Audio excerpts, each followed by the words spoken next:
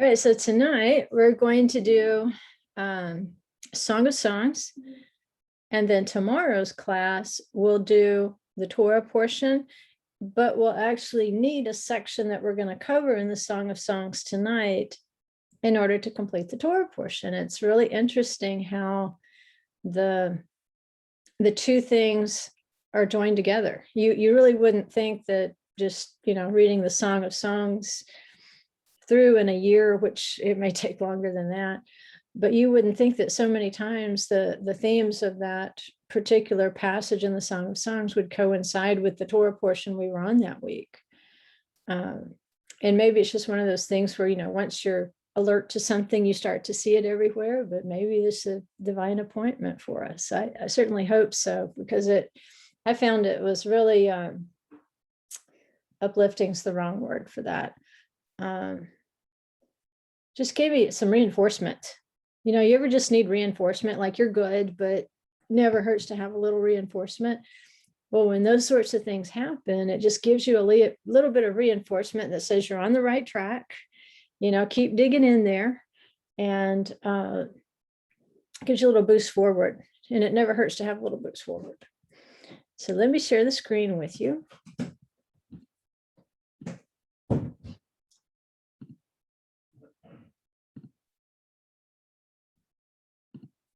And this is going to be lesson 39, because we had 2 last week. And the verse that we were working with, we kind of ended with last week, was chapter 2, verse 5. It says, "Refresh me with raisin cakes." And that interpretation or translation of raisin cakes might be up for debate. It's not wrong, definitely not wrong. Contextually, it fits just fine. But again, as we're finding out with Song of Songs, there is so much wordplay, and there's so many other definitions of a word, that it opens up some other possibilities that just, they're not more confusing, they just enhance what we're getting in English. So we'll take a second look at that. But where it says, "Refresh me with raisin cakes, sustain me with apples, because I am lovesick." And if we want to kind of stick with that raisin cake translation, if you'll think of the times in scripture when people would give out raisin cakes, typically it was a king, it was a monarch.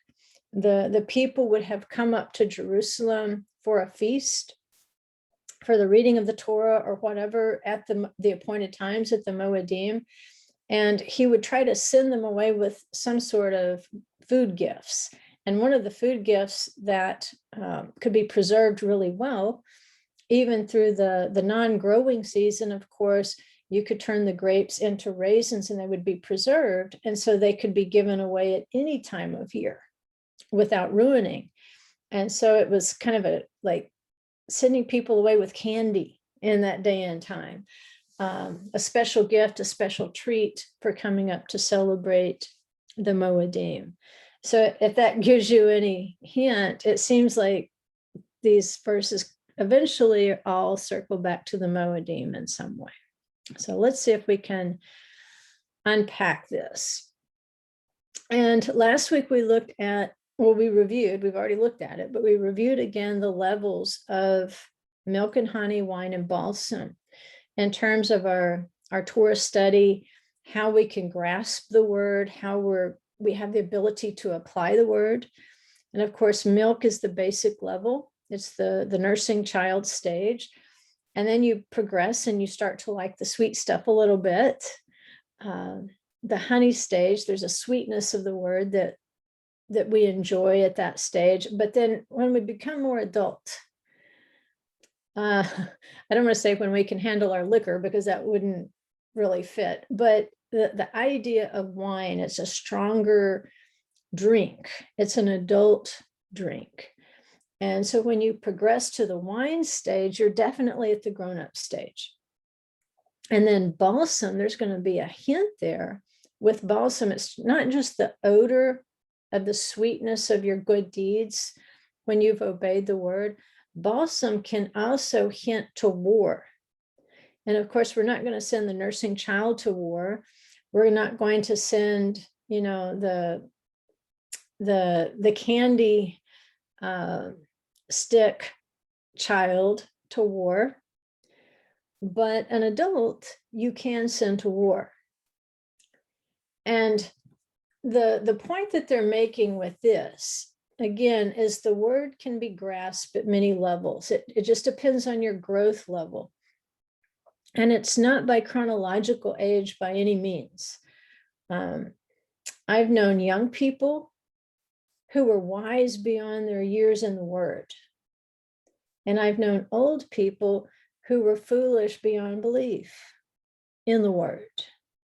So it's not by your chronological age, it's by your ability to humble yourself in the word in order to receive it.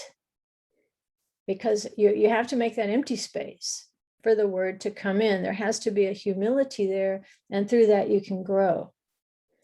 And so it mentions love sickness. She says, I'm sick with love.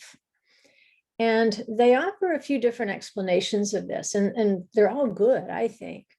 One of the examples they give is that Israel, throughout her history, has suffered many sicknesses of the world because of her faith.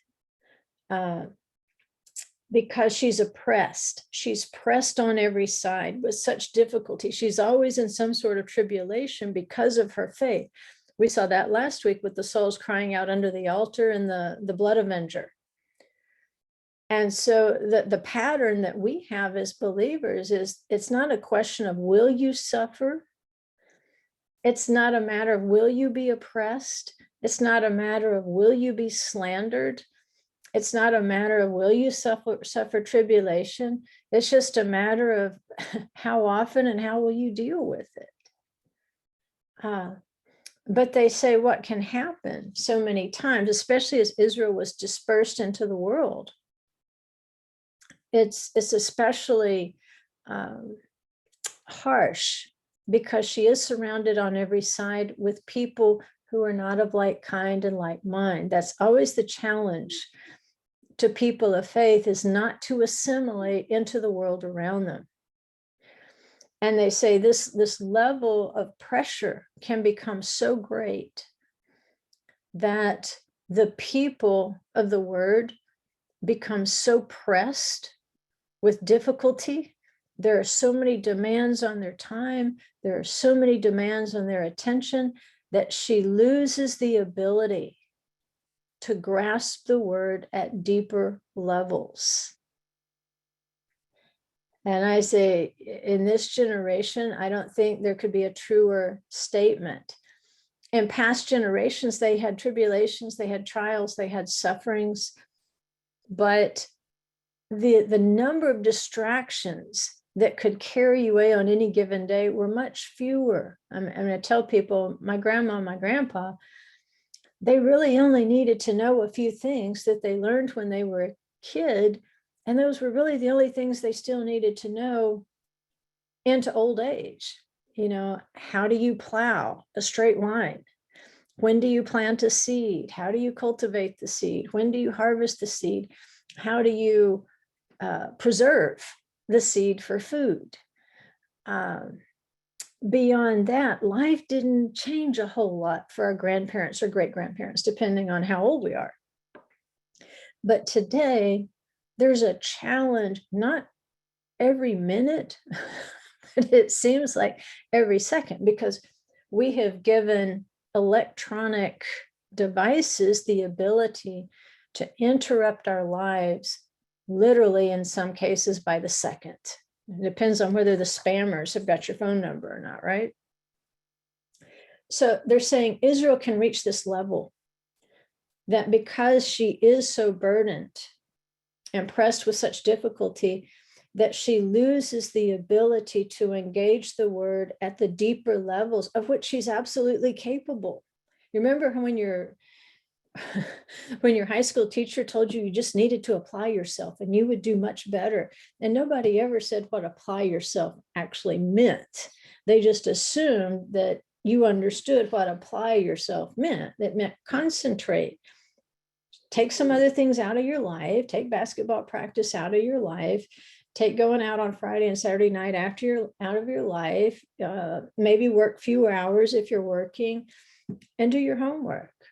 Think about your assignments before the day that they're due. Those sorts of things. Apply yourself. Well, with the word, there's nobody standing over us to say, do your homework. I won't even stand over you and say, do your homework. I give you some homework assignments, but I never check on you. I never say, everybody has to email me your assignment and you're going to get a grade. That's not going to happen. Now, if you take a creation gospel teacher trainer test, you will take a test. You will get a grade. But for the most part, we want people to find the joy of learning from the inside out, not from somebody standing over them with a stick saying, do your homework and apply yourself. However, the word is telling us we need to apply ourselves if we expect to engage it at more than a superficial level. So it says, even when Israel falls into this state to where there are so many distractions in her life that she's really no longer grasping, and she's kind of lost the ability to study at the deeper levels through lack of practice. Nevertheless, even though she's still lovesick, she's asking at this point, sustain me with what I can handle. She wants to be refreshed and sustained with the sweet things of the word, the nursing things of the word. She says, give me, the milk and the honey. That's all I can grasp right now. If you give me wine, I won't be able to absorb it. If you give me balsam, it'll overwhelm me. But give me the milk and honey of the word. I'm lovesick and I need something. When you have a sick patient, you don't feed them the same as you do a healthy person. And she's saying, I'm not a healthy person right now. You're going to have to feed me the very nourishing, easily digestible things of the word. So is this a negative thing? In a sense, but is it a positive thing? I think so, because it's saying that even though I am sick, I'm still in love with the word. Even though I'm pressed about, I'm still in love with the word.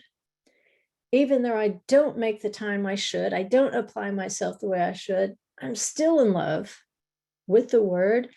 I might be weakened spiritually, but I'm showing I have tenacity. It doesn't mean I'm going to give up.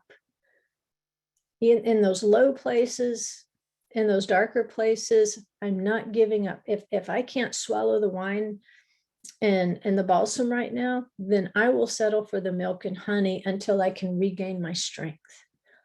And I can take it to that level. The Midrash, I took this out of the commentary from the Midrash. And you have to remember when the sages write these sorts of things, the amazing scholarship that they're referring to. There have been such golden ages of Torah scholarship that have been handed down to us. And we kind of take it for granted. Again, hindsight, we take things for granted.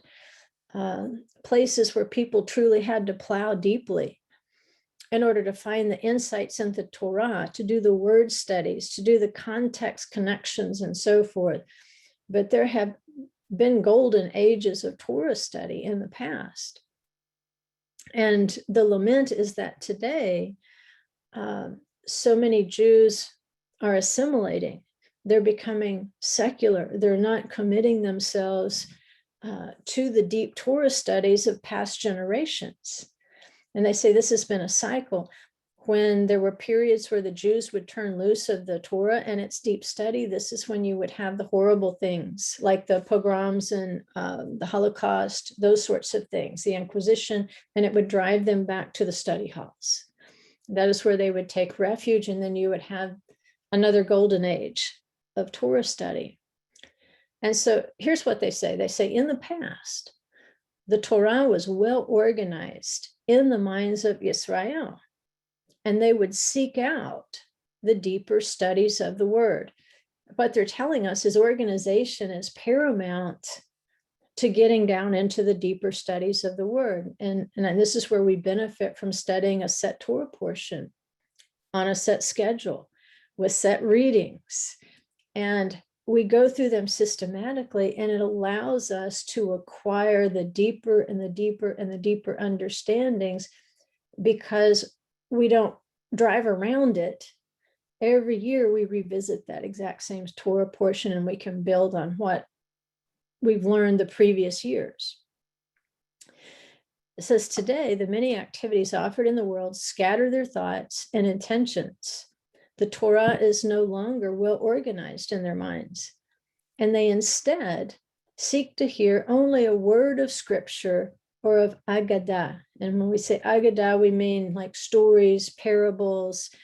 I've been to churches where it was kind of a 20-minute affair of one verse and a interesting story. That's kind of what they're talking about. They have the same trouble in their synagogues, where when people get settled in their ways, when life gets comfortable, they look for the rabbi that'll give them the quick word, give them the quick story, the interesting story, and then turn them loose. That's always the danger. And it says they seek to hear only a word of scripture or of Agadah story for quick inspiration, blessing, and comfort. And I know that's important. I know it is. I know people are hurting. I know people are pressed about. That's exactly what it's addressing right here. And they say, in spite of the pressure of the world upon us, we don't want to settle for quick inspiration, going away just feeling blessed, and going away feeling comfortable. We are a generation that does not like it when people make us feel bad. We don't want them to make us think too hard. And so we kind of circumvent those times of self-reflection. And they say, give me a quick little inspirational picture on Facebook or Telegram or whatever it's called. And so they're getting quickies. And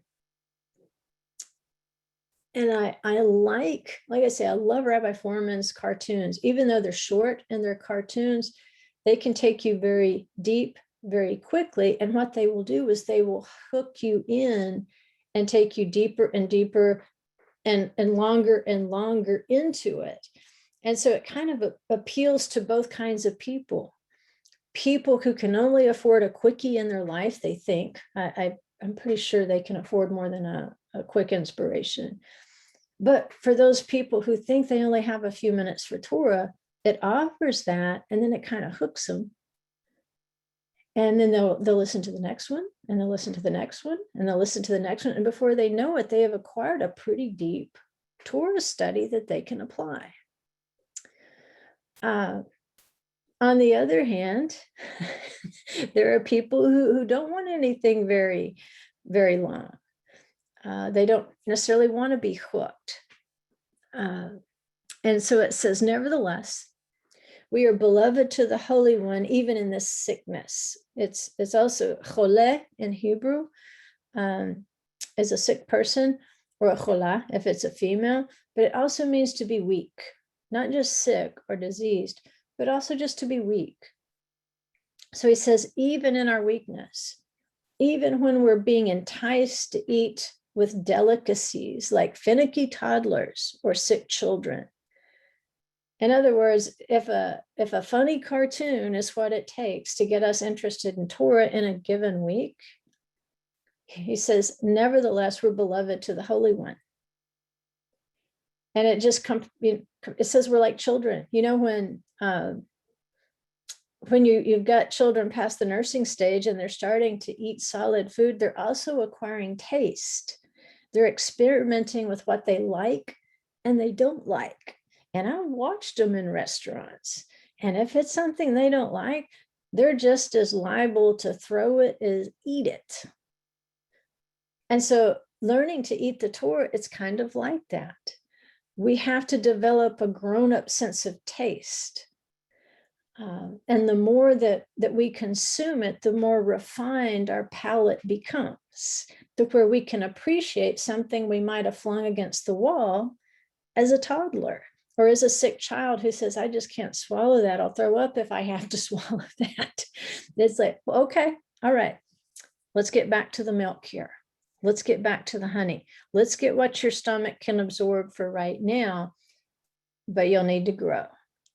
Because he loves you right here where you are, throwing your food, smashing your Cheerios into the milk. He still loves you. But it's saying if we truly want to grow, then we need to grow through these stages. So the Song of Songs in general it's a song of Israel's love for her creator and her resurrection from the dead. And I think you'd probably agree that Passover, more than the other Moedim, contains the principles of resurrection through salvation. We get the principle of resurrection at the Feast of Trumpets, but at Passover, it focuses on resurrection through salvation, because you're being resurrected from the realm of death. The Feast of Trumpets is like a more advanced level of that, because we're talking about the total resurrection of the body. But you get three principles here. You get the blood of the lamb at Passover. You get the bread of humility at Chag HaMatzot, at the days of unleavened bread. And then with the first fruits of the barley, you experience the first fruits of a resurrected life.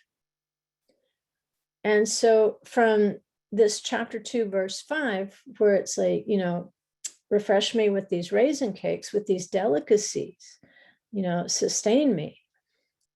It's showing us a paradigm of how we should use the sweet things of salvation when someone comes to salvation in Messiah Yeshua. And I hope we're not skipping over that. I'm hoping, as you preach and teach and exhort your children, your grandchildren, your family, your friends, I hope the salvation message has not dropped from your vocabulary, because it's the reason we're doing what we're doing.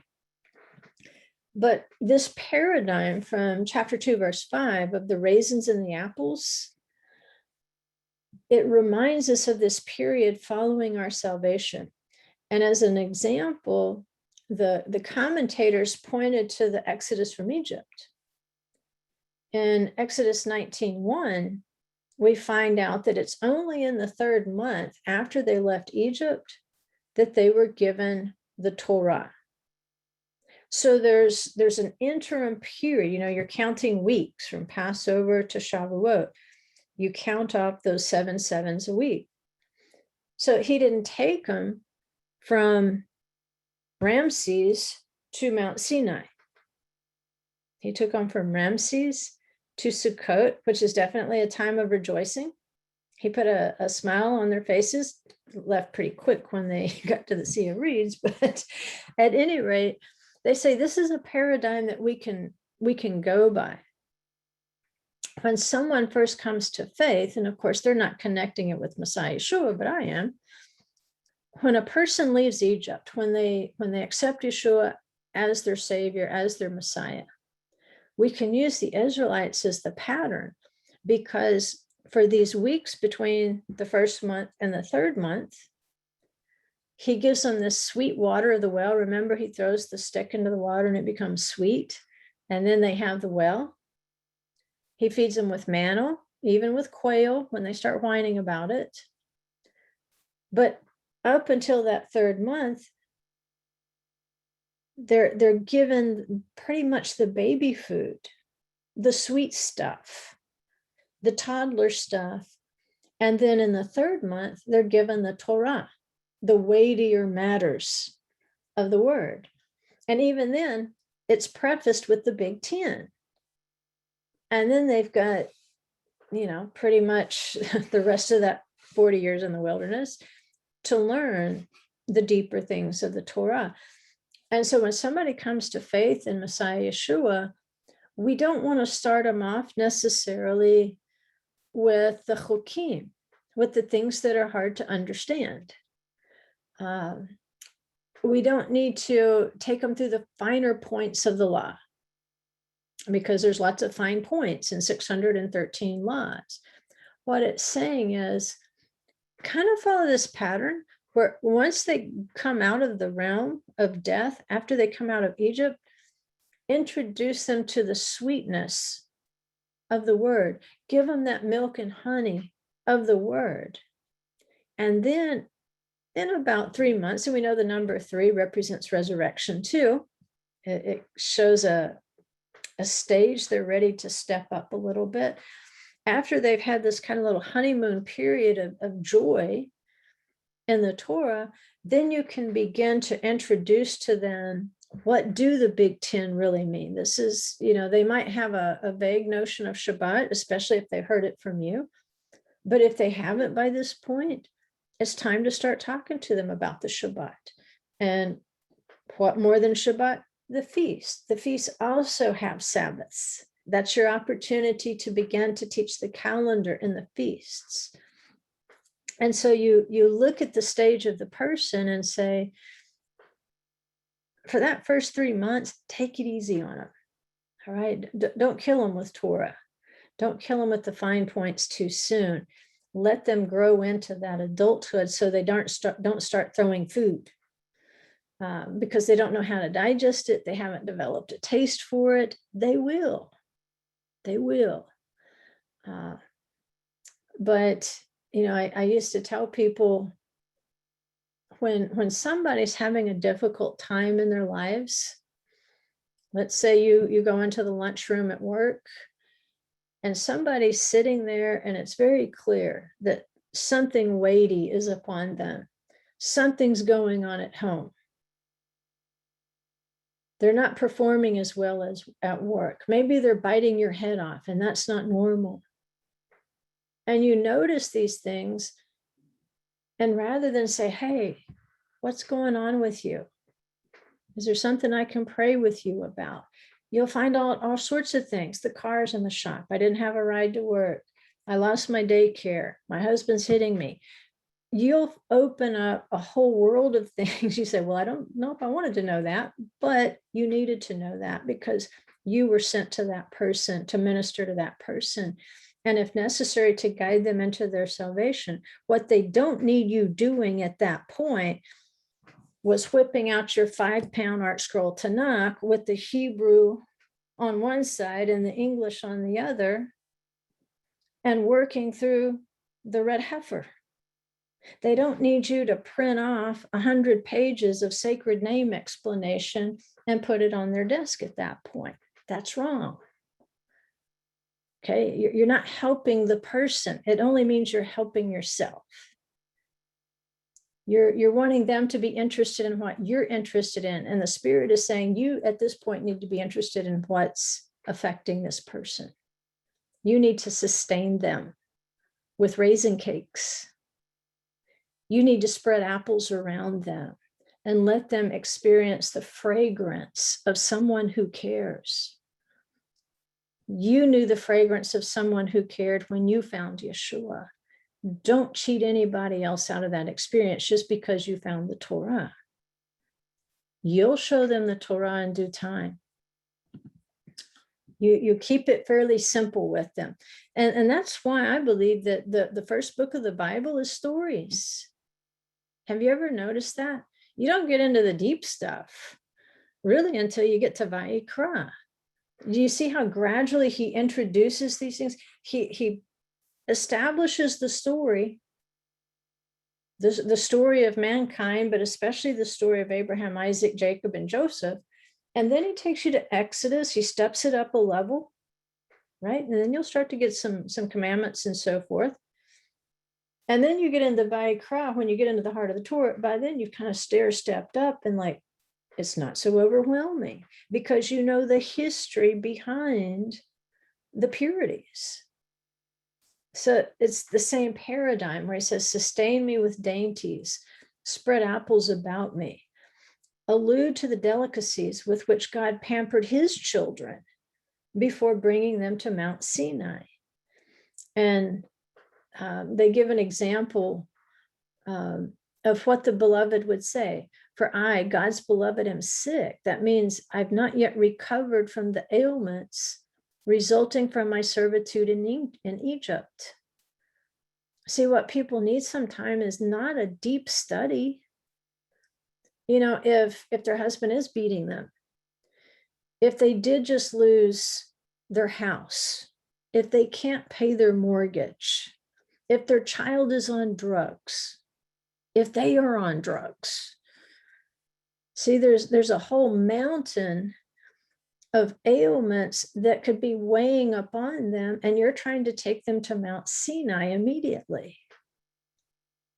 And the example is, sustain me with dainties, spread apples about me, pamper them a little bit.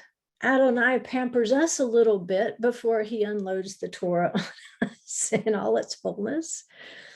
So find out what the person needs, pamper them. And if there are weights upon their lives, pray with them about those things. If they don't have a ride to work, pick them up. Yeah, it means you're going to have to put yourself out a little bit. But Adonai, he says, look how I carried you on eagle's wings. If he carried us on eagle's wings to Mount Sinai, then why can't we pick up somebody for work? Or why can't we pick them up for Shabbat service? Or why can't we take them a meal? There's so many things we can do. And you don't have to have a gift of being a pastor to do these sorts of things. These are common sense.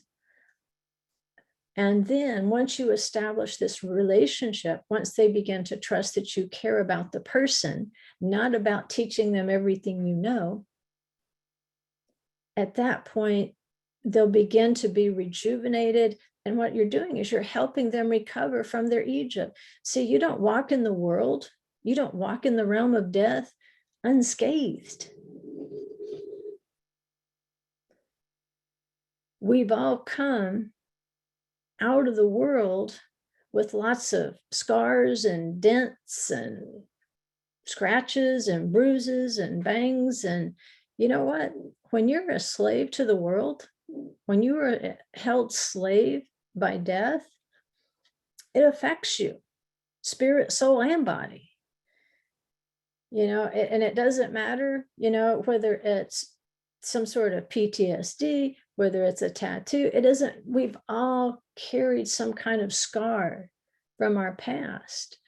And this example says, pamper the person. When they come to faith, if they're lovesick, they're in love with the Holy One who has saved them, but they just need sustaining at this point. And so that was what the Holy One did. He helped the Israelites rejuvenate from the trauma of being slaves, so that they were prepared to stand at the foot of the mountain and say, we will do and we will hear. Now, it doesn't mean you can't mention that something big's coming in your life, right? Something big is coming. Heal up a little bit, but something big is coming in your life. He's going to truly reveal his word to you in a greater way than you ever imagined. He's going to help you recover from what you have endured. And as an example, look at Yeshua. Imagine the trauma that his disciples went through when they thought he was dead and not coming back. Imagine the trauma they went through hiding from the Romans, hiding from the Sadducees, hiding from their own shame. We followed the wrong guy. I mean, this is going to be something we'll talk about tomorrow. What happens when you follow the wrong Messiah? You get the 9th of Av. In their minds, there was a period where they were entertaining that idea. We followed the wrong guy for 3 days. And then after 3 days, Yeshua appears, resurrected. And over these next weeks, the counting of the Omer up to Shavuot, what is he doing? He's pampering them. He's continuing to feed them. He's helping them to rejuvenate from that trauma, because what he's about to do when he takes them to the temple in Acts chapter 2, he is about to unleash his word on them in a way that they didn't even engage Well, they walked with him. And so he's very gently coaching them.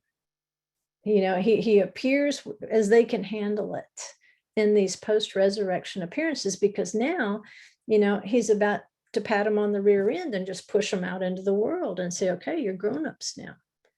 What I taught you to do, now you go do.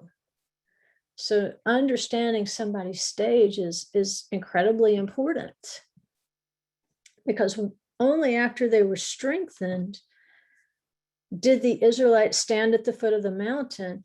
And it's one of the things that's believed about Mount Sinai, and I've told you this before, but I want to say it again because it is in your homework. Hint, hint. At Mount Sinai, the people received at that point a complete physical healing, because everybody stood, they weren't lame, everybody heard, they weren't deaf, everybody spoke, they could speak, and everybody saw, they weren't blind. And they even believe Moses' speech impediment was healed at Sinai. And that's why so many Jewish hospitals are named Mount Sinai. That when you experience that revelation at Mount Sinai of his Torah, then it brought instant healing. So that tells us how to manage this newly saved person. Let them process, let them heal. But as their Shavuot approaches, you can start moving them to those deeper principles that will eventually sustain them more than apples and honey and raisin cakes, if that makes sense. So at this point, the Midrash, it seems to go on a departure from the topic. And then I realized it really isn't. But it does branch off, and it starts explaining how these deep studies of the word, there was a particular generation where they needed to be saved. There was a danger that the deep study of the word was about to just disappear from the earth. And we know a little bit about this because we know the fast of the 9th of Av is coming up on Sunday. And one of the tragedies that took place on the 9th of Av has to do with this particular story. That's why I say it's just serendipitous sometimes, but maybe it is by plan.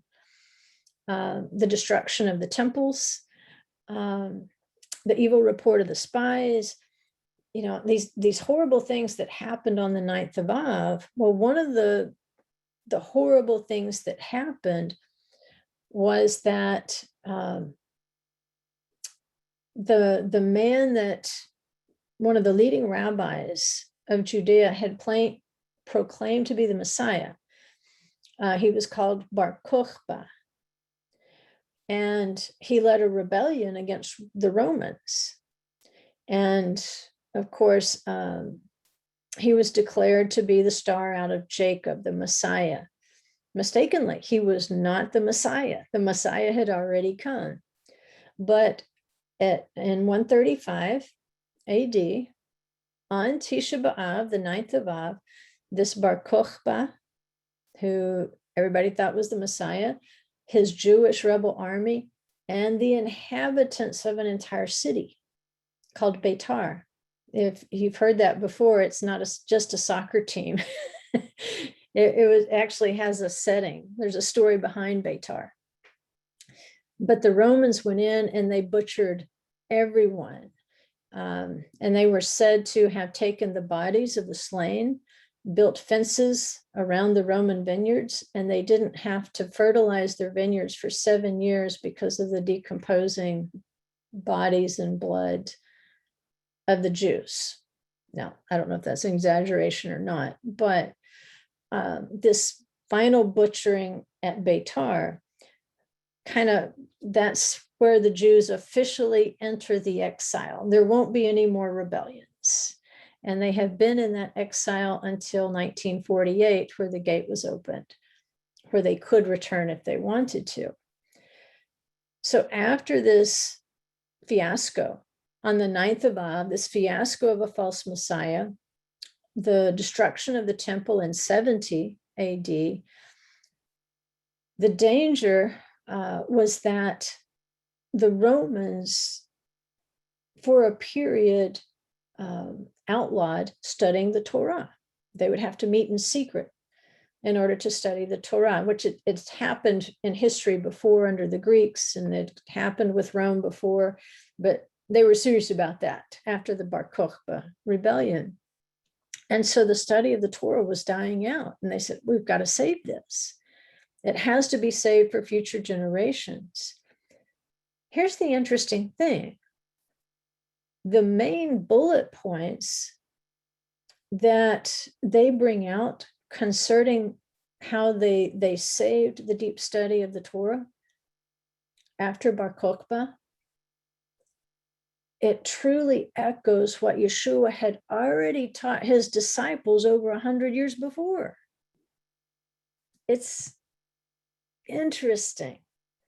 And we're going to look at that passage too.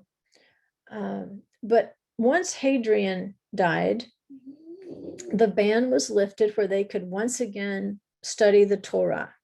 And you know that a lot of the sages gathered in Yavne to reestablish study of the Torah. But the main town in this particular instance was Usha, and it was up in the Galilee. So Usha and Yavne, when you read the literature, sometimes those two towns, they're kind of merged together. And sometimes what they will do for the sake of space is kind of blend two stories into one.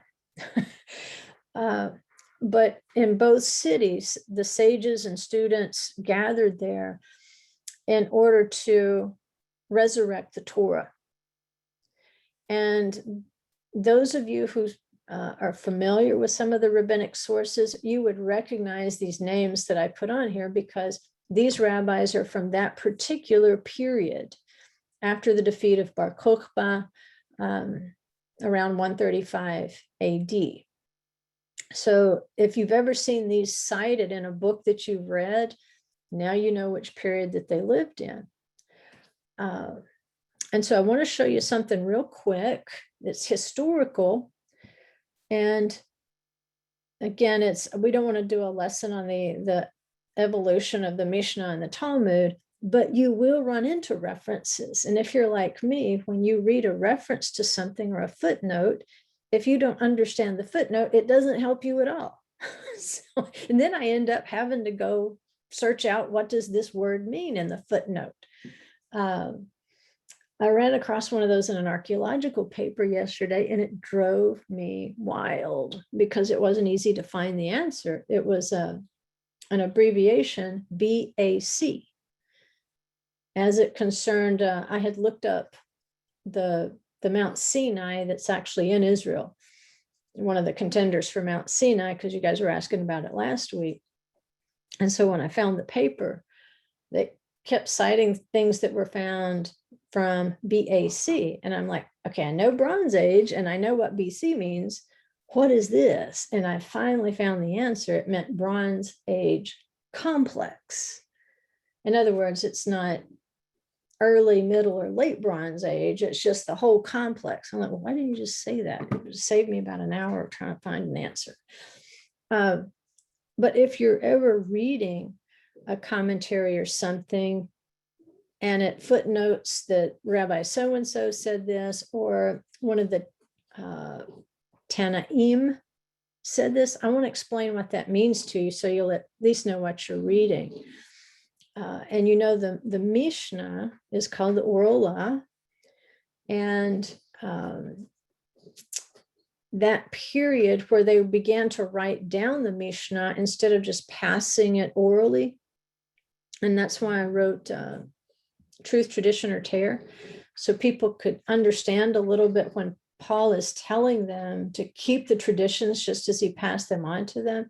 And he's talking specifically about these Jewish traditions. He's talking about the Jewish oral law, but how different it would have been in the first century compared to the encyclopedia sets that we have today, because they continue to evolve with commentaries and so forth. So I wanted you to see these periods broken up.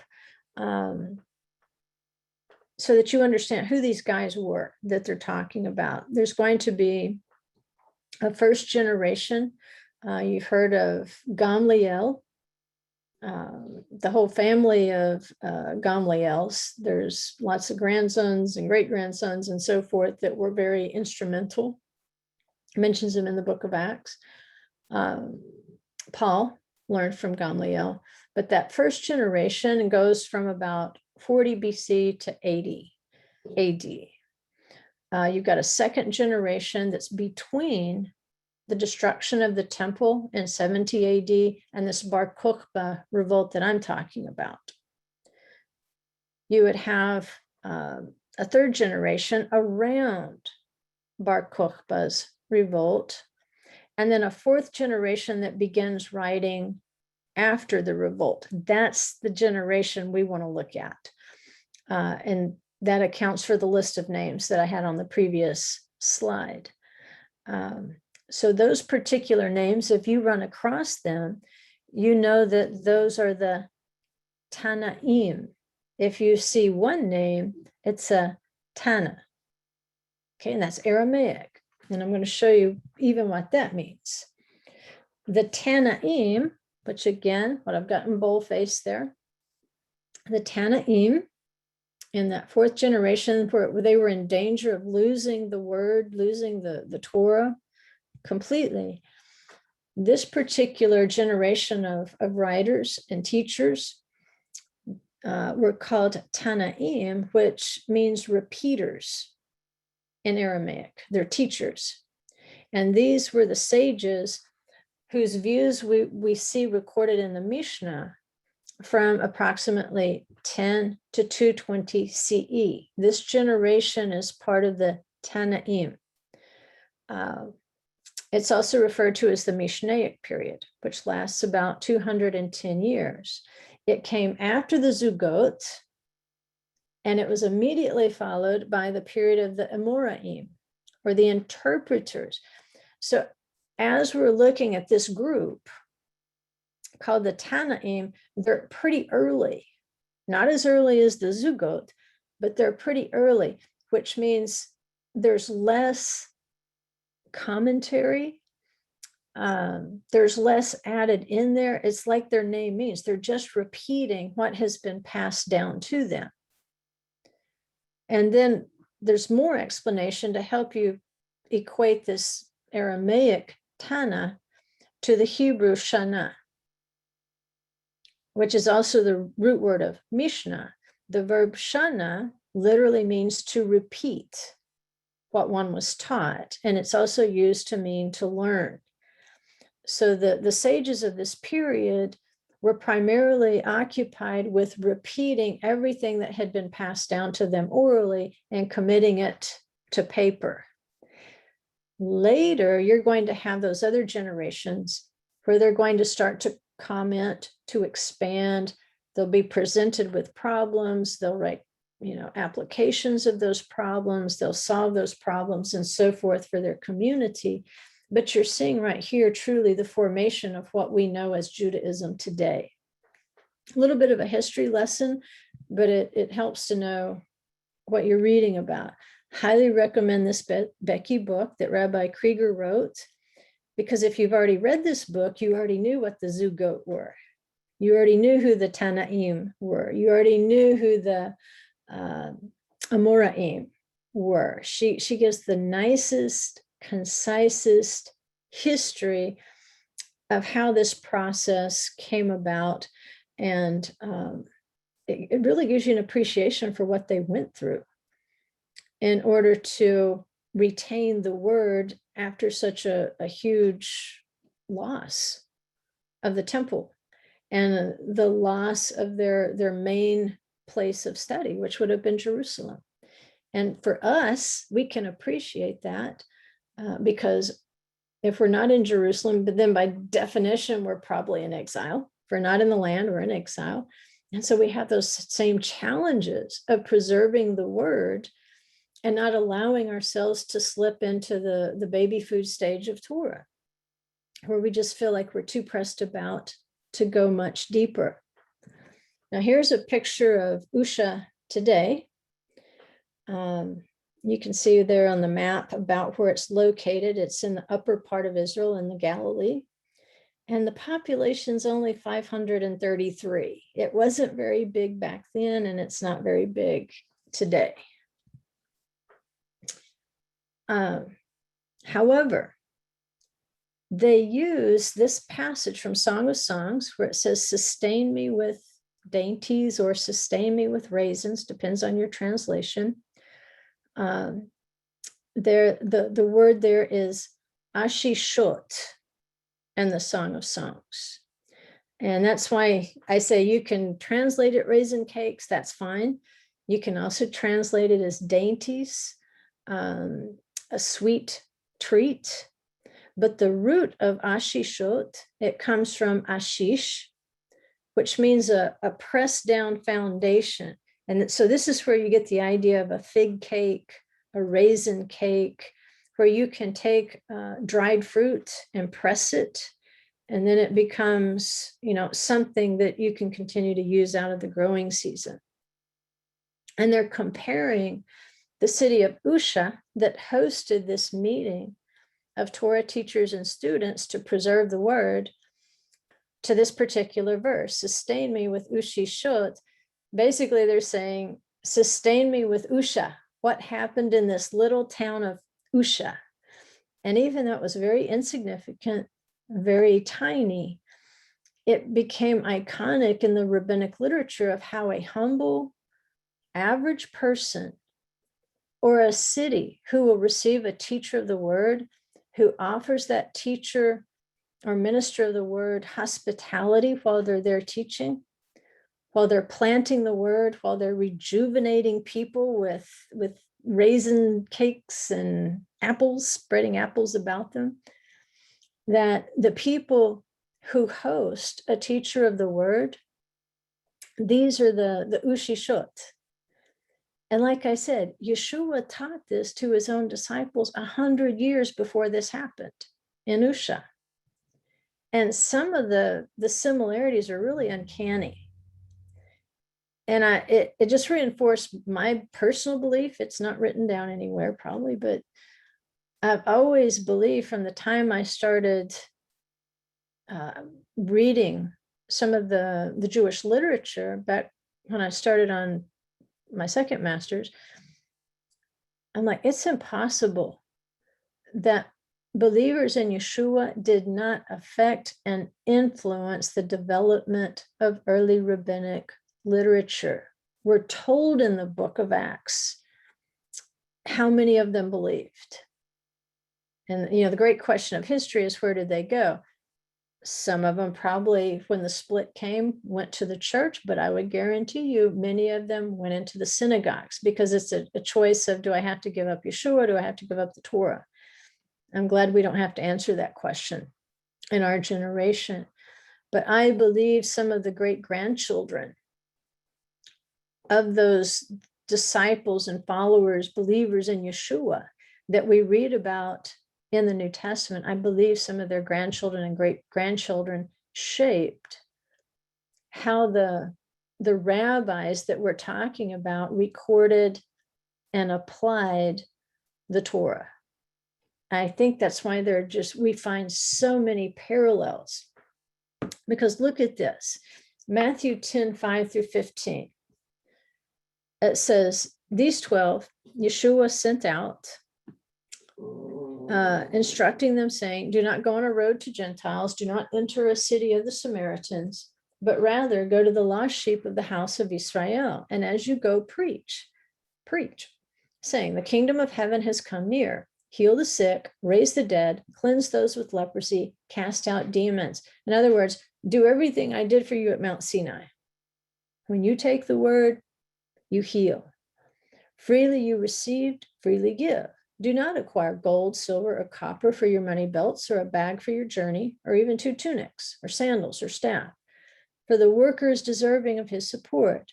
And here's the part that's going to sound familiar.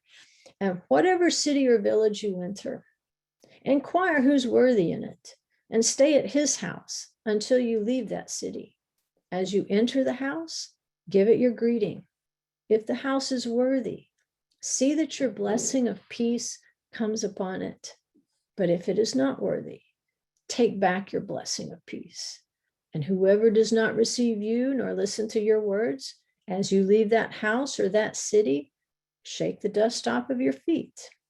Truly, I say to you, it would be more tolerable for the land of Sodom and Gomorrah on that day of judgment than for that city.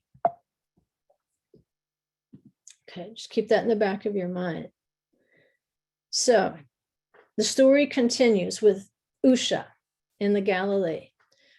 The sages, after the ban of Torah study is lifted, they realize they're in danger of losing this long, rich history of the Torah and how it was applied by ancient sages like Ezra and Nehemiah, the men of the Great Assembly.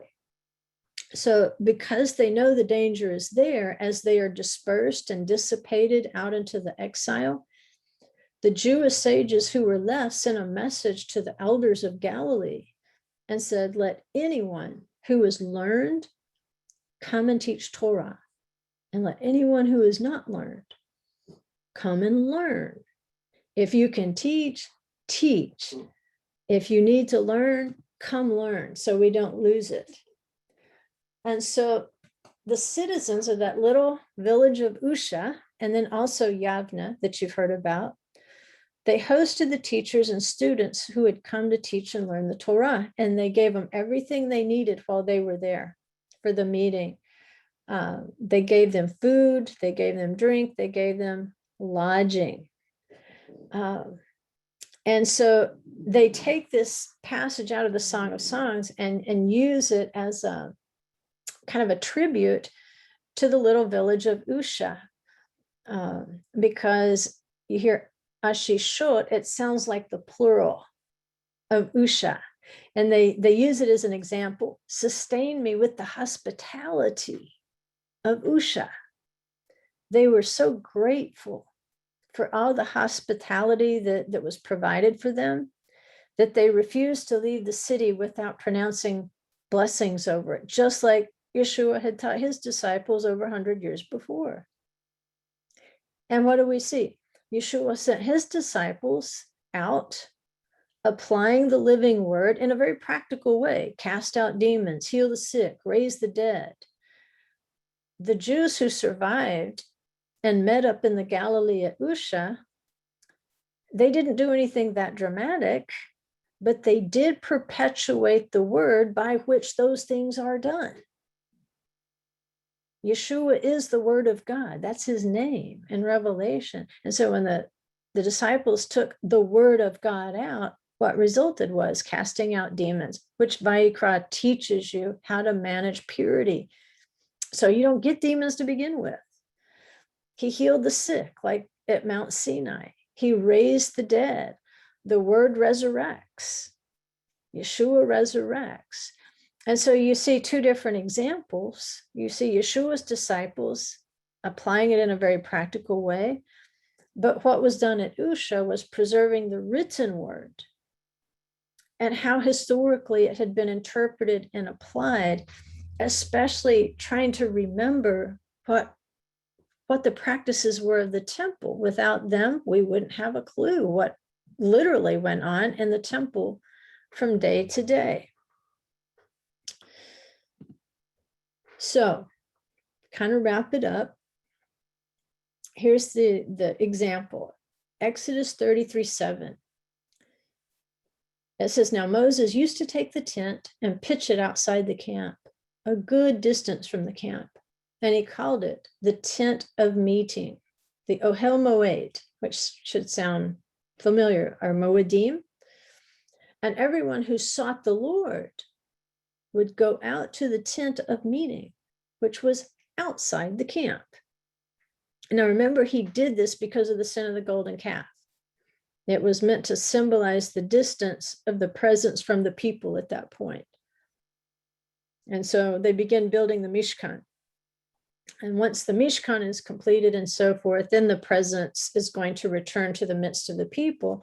But Moses putting the tent a good distance outside of the camp is a message that, you know what, his presence has withdrawn from you. And this distance that the Jews would have been feeling in 135, their temple has been destroyed. Bar Kokhba is not only defeated, it's the bloodiest butchering to date by the Romans. And it's signaling to the Jews that there's going to be a distance from the presence in exile. But from this verse, from Exodus 33:7, the idea that the people, if they wanted to seek the Lord, they went to Moses so he could teach them the Torah. And so from that, they advanced this. Even though the presence was offended by the golden calf, the Mishkan was in the process of being built, the Israelites never stopped seeking the Holy One. They kept going out to the tent. And they sought him through his servant, their teacher Moses. He's called Moshe Rabbeinu. And so one of these rabbis, who was an actual resident of Usha, said, so it was that anyone who sought Moses is not written here, but instead, so it was that anyone who sought Hashem is written. So from here we learn that anyone who receives scholars or teachers is considered as though he is receiving the divine presence. He's seeking the divine presence. So was that just something that Rabbi Yehuda came up at Usha? Or was maybe this Rabbi Yehuda advancing something that had maybe even been passed down from Yeshua to his disciples, to their children, to their grandchildren? Or did Yeshua actually just pick it up from something that was already known in the first century? Who knows which came first? But here's your homework. And we'll pick up on this idea tomorrow with the Torah portion of offering hospitality or going out of your way to meet or to make provision for a teacher or a minister of the word, and how that brings blessings upon that home. Like Yeshua said, do not leave that home without blessing it. And the sages and the students at Usha refused to leave without blessing all the residents of Usha for making it possible for them to teach, to learn, to study, and to make sure that the Torah could move forward into the next generation and not be lost. So I'll read these out loud for the benefit of those who are just listening by audio. The homework is going to be based on Mark 9, 14 through 41. Mark 9, 14 through 41. So number one, what do the Mark passage and the towns of Usha and Yavne have in common geographically? Number two, who is the child? And I put in brackets, children.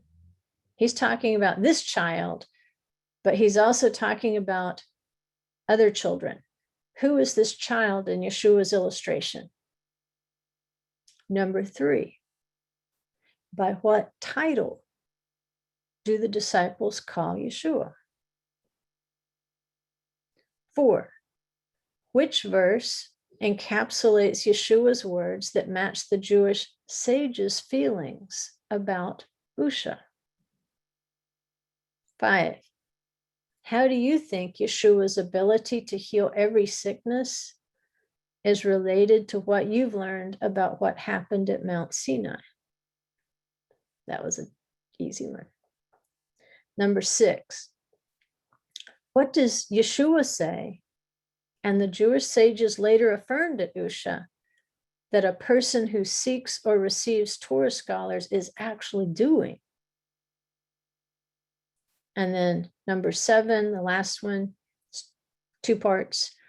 It says, review last week's lessons on the 2 types of fire and water related to Ashishot and the giving of the Torah. So if you're looking back in your videos, it's going to be lessons 37 and 38. and answer these two questions. A, from which type of fire and water was the demoniac suffering? And B, which type of fire and water was Yeshua? Okay, so that'll keep you busy until you get tomorrow's lessons.